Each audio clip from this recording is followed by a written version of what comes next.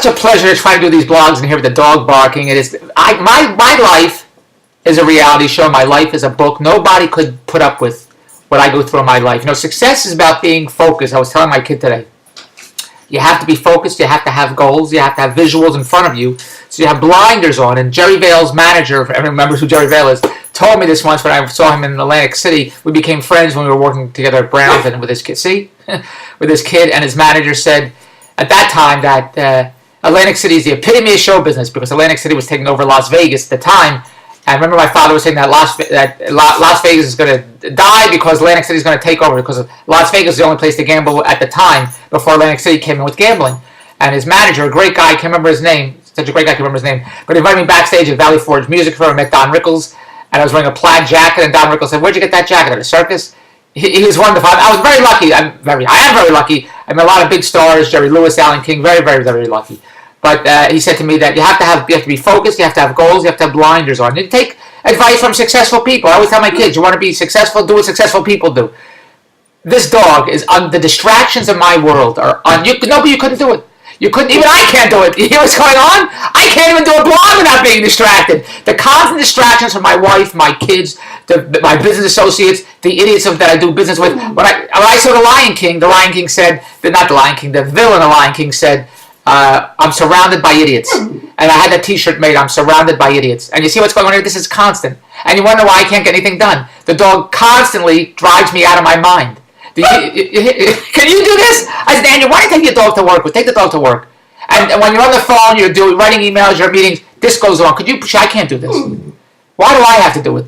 This is the crazy. When Lauren wanted a dog, he said, I got to have a dash hound. I can't live without a dash hound. Guess whose dash hound it is now? Mine. Because nobody takes care of the dog. Nobody feeds it, nobody plays with it, nobody gives it toys, nobody walks it. Me. Feed it, walk it, play with it, give it toys. All me, constantly me. Right now, I got one hand petting the dog and the other hand jerking off. I got one hand petting the dog and one hand trying to figure out what the hell's going on with this blog. Here's what I want to say. I want to talk about the $650 million lottery. Like everyone said, oh my God, it's $1 billion, half $1 billion. Everyone's buying it. People on Today's Show are buying it. Everyone's buying this lottery. They can't wait to get the lottery. So I talk about the lottery. Every state now has a lottery. I could understand if there was no lotteries anywhere and the only place is one big lottery, everyone's rushing to get a ticket. But every state has a lottery. And every lottery is worth $1 million, $2 million, $5 million, $10 million. You hear what's going on here? I want you to tell me, what would you do? I'm John Kahanis, what would you do? Tell me, what would you do? You have a thought that won't leave you out of your mind. You can't do anything with a constant whining and barking. He whines when I go to the bathroom. I'm in the bathroom, he's whining. It's either the dog or Andrew, I'm not quite sure which one it is, but I know somebody's whining when I go to the bathroom. So I want you to tell me, what would you do with a dog like this or a wife, both of them that whines when you go to the bathroom? That's all I want to know. So regarding this lottery, isn't $1 million enough for you? Wouldn't you like to win $100,000? Isn't that enough? Why is everyone so excited about a $500 million lottery versus $1 million? I have a friend who used to, Bruce, who used to, there were lotteries in Philadelphia where I grew up.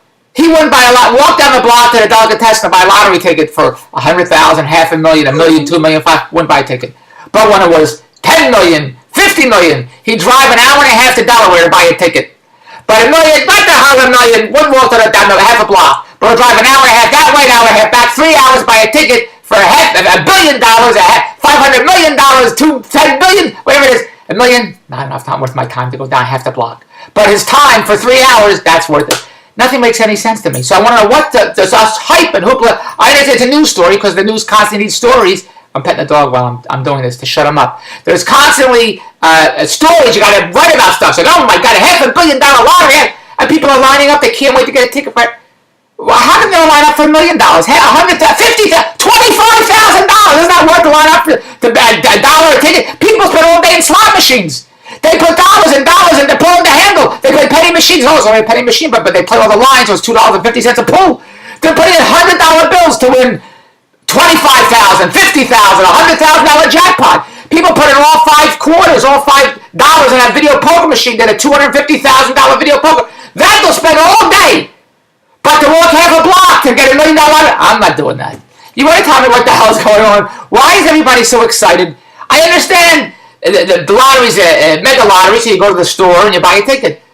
But to wait in line, to have lineups around the block, to wait, That's the craziest thing. Well, who would wait in line? I wanted a milkshake last night. There's a place here called the Burger Priest. I don't know why it's called the Burger Priest. But the best hamburgers I've ever had is in I'll say Philadelphia, Ronnie's hamburger joint. The best hamburgers I've ever had is in Las Vegas. I can't think of the name of the hamburger. Whatever it's called, the best hamburgers I've ever had in Las Vegas. I love those hamburgers. Everything I love about Las Vegas, the blue skies, the restaurants, Joe's Crabs, the hotels. I love everything about it. What am I doing here? I got to get to Las Vegas.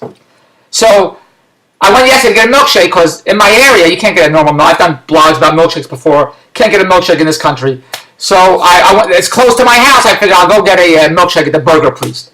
So I'm driving by. For some reason, word of mouth spreads, and everyone's like sheep. Everyone has to wait in line. There's a line to get a hamburger. And next door there's another hamburger place called the Burger Cellar, which they're fine too. There's never a line there. But the Burger Priest next door, line out the block. I don't know why. It's a small little store. If I said to you, I'm going to open up a new hamburger joint right next to this hamburger joint, and we're going to make it real small so you can't sit there. You can have 10 stools that you could sit, not even any tables, 10 stools around a counter.